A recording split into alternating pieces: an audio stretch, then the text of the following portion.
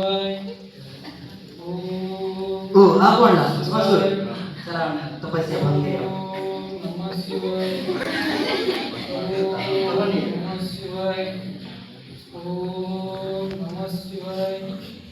ઓમ નમઃ શિવાય. આખો બોલ બાપ. નમઃ હું શિવાય. તારા સાથી પ્રસન્ન થયો છું. પ્રણામ. માંગ તારે શું વરદાન જોઈએ છે? મારે પ્રભુ એવું વરદાન જોઈએ છે કે જેના માથા પર હાથ મૂકીશ એ ભસ્મ થઈ જાય. સારું. તથાસ્તુ. તથાસ્તુ. હા. ઉભા રહો પ્રભુ. હા. તમે મને વરદાન તો આપ્યું પણ મારે આખું બ્રહ્માંડ જોઈએ છે અને મારે પ્રયોગ પણ કોની પર કરવો પહેલા તમારી પર પ્રયોગ કરવો. અરે આ મૂર્ખ તો હવે મને જ ભસ્મ કરના છે. મારે અહીંથી ભાગવું પડશે.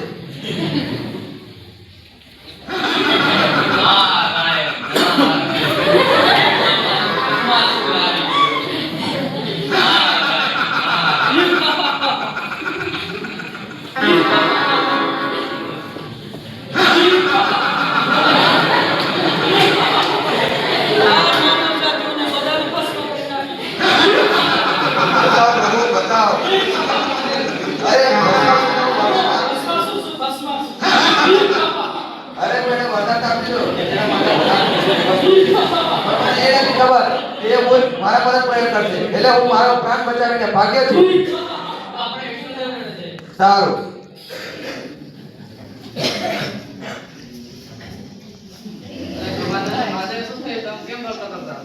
અરે ભસ્માસુરને હું વરદાન આપ્યો કે જેના માથા પર હાથ મૂકશે એ ભસ્મ થઈ જશે. પણ મને એ નથી ખબર કે એ મૂર્ખ મારા પર જ પ્રયોગ કરશે. એટલે હું મારો પ્રાણ બચાવીને ભાગ્યો છું ત્યાંથી. તમે મને કઈક ઉપાય સમજાવો.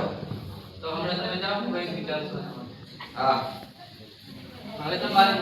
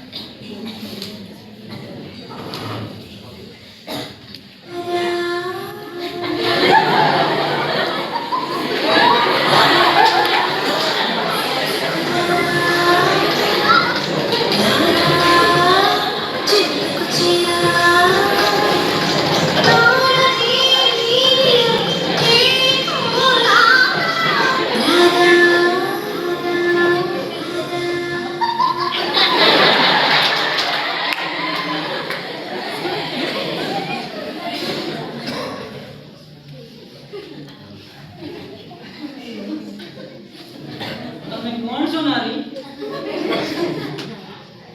તમે હેમાલ જોડે વિવાહ કરશો?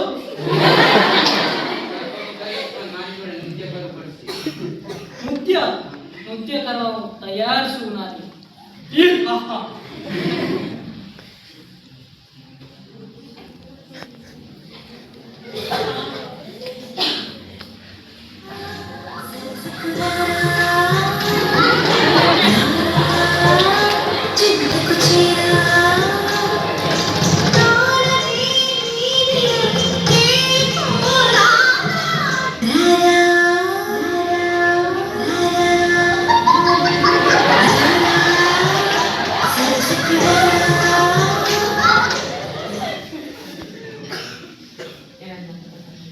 હા નારી તો મારી જોડે અન્યાય કર્યો છે નારી. નારાયણ નારાયણ ભસ્માસુર તો ગયો. નારાયણ નારાયણ બોલો સભી ભક્તો નારાયણ નારાયણ. અસ્તુ.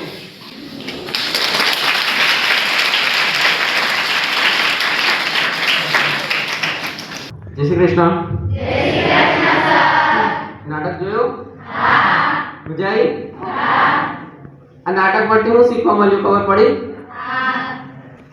આ નાટકમાં એવું છે કે ભસ્માસુર હોય એ પહેલા એને વરદાન મળી જાય છે પણ એ વરદાન મળી જાય એનું પછી ખોટી રીતે એ કરે છે ઉપયોગ ખોટી રીતે કરે છે.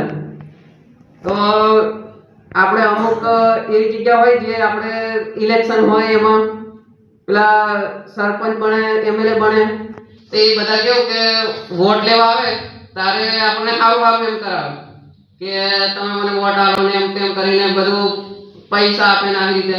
પણ પછી જ્યારે ચૂંટણી પતી જાય અને જીતી જાય પછી એ કોઈ દેખતું નથી. અને એમાં એ લોકો આપણે જ્યારે આપણું કામ કરવાનું હોય ને ત્યારે એ લોકો એમ કે હવે મારાથી નહીં થાય અને મને આપણને કઈ ગણે નહીં, કશું નહીં.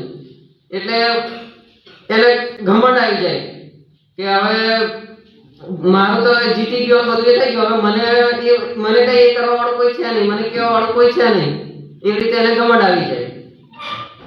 પછી અમુક જગ્યાએ એવું બધું એ થતું હોય કે પેલું ઊંચી પોસ્ટ આવી જાય એટલે એમાં એને અભિમાન આવી જાય કે અભિમાન આવી જાય પછી એ લોકો જે એમને મન ફાવે ને એવું જ કરી શકે.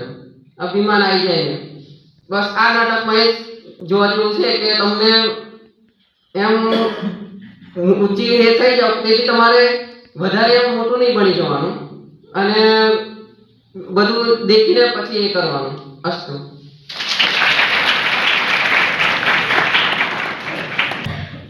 જય શ્રી કૃષ્ણ.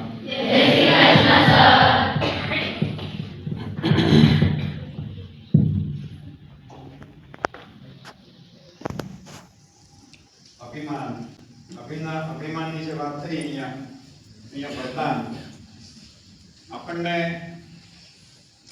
ભગવાનનું વરદાન ક્યારે મળવાનું છે કે આપણે ભસ્માસુરનું વરદાન ક્યારે મળવાનું છે આપણને ખબર નથી. પણ આપણને અહીંયા પૃથ્વી ઉપર નાના મોટા બધા વરદાનો મળતા હોય છે. ચાલે છે તો આપણને આ પૃથ્વી ઉપર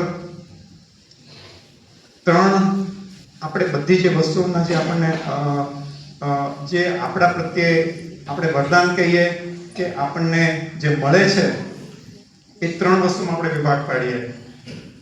એક તો સત્તા, બીજું છે સમૃદ્ધિ ને ત્રીજું છે પ્રતિષ્ઠા.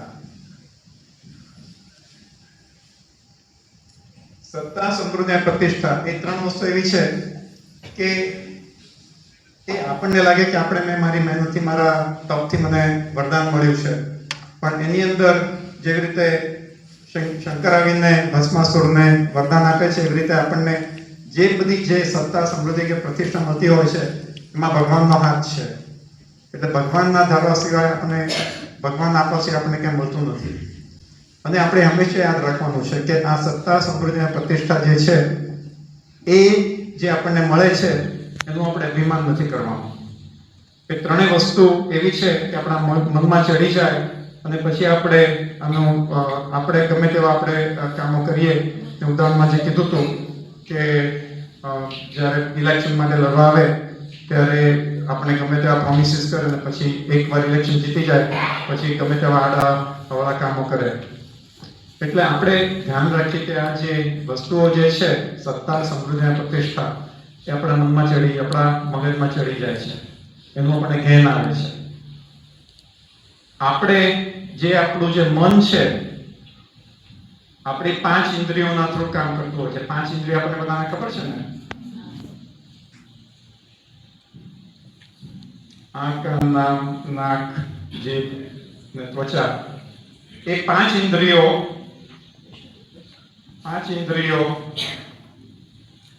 આ દુનિયાની આટલી બધી વસ્તુઓ છે એને આપણે શું નામ કીધું તો શું કહેવાય? વિષયો. શું કહેવાય? આ વિષયો જે દુનિયામાં બધા પડ્યા છે, ભરપૂર પડ્યા છે, એ વિષયો આપણને આપણા મનને એક રીતે ચોંટાડે છે. અને એ જે ચોંટાડે છે ને એના પરથી આપણે મહેનત કરીએ છીએ અને જ્યારે આપણે મળે ત્યારે આપણને અભિમાન થાય છે. અને એ અભિમાન આપણે ધ્યાન રાખવાનું છે કે આપણા મનમાં આપણે ચડી ના જવું જોઈએ. એ ભગવાનની કૃપાથી મળ્યું છે અને ભગવાનની કૃપાથી જે આપણને મળ્યું હોય એ આપણે એનો ઉપયોગ શેના માટે કરવો જોઈએ? ભગવાનના કામ માટે કરવો જોઈએ. એટલે આ જે વસ્તુઓ જે આપણને મળી છે એ આપણે ભગવાનનું કામ આપણા શાસ્ત્રોમાં કહે છે કે વસુદૈવ વસુધા એવ કુટુંબકમ એટલે શું?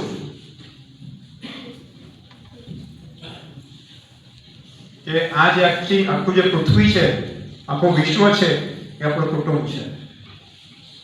ફક્ત હું, મારા પત્ની, મારા બાળકો એ જ મારું કુટુંબ નથી, આખું વિશ્વ મારું કુટુંબ છે. અને જે કંઈ મને જે સત્તા સમૃદ્ધિ અને પ્રતિષ્ઠા મને મળી છે, ભગવાનના વરદાન તરીકે મળી છે. તો એ ભગવાનના વરદાન તરીકે આપણે એને લઈએ અને આ આખા વિશ્વ માટે આપણે જ્યારે પ્રયત્ન કરીએ ત્યારે આપણે પણ આનંદમાં રહી શકીશું. ને આજે ભસ્માસુરનું જે પોતે પોતાના જાતે એનું મૃત્યુ થઈ જાય છે માથા પર હાથ મૂકીને, એવી રીતે આપણે આપણું એવું ખરાબ આપણા પરિણામો અવગતિ આપણી ના થાય. તો આપણે આ બધી વસ્તુઓ છે જે દુનિયાના બધા જાતના વિષયો છે, આનાથી આપણે ચિંતા રહીએ. આપણા મનમાં આપણે અભિમાન નથી કરવાનું. તો છોકરાઓ સરસ નાટક કર્યા હતા, અને તાળીઓ આપીએ.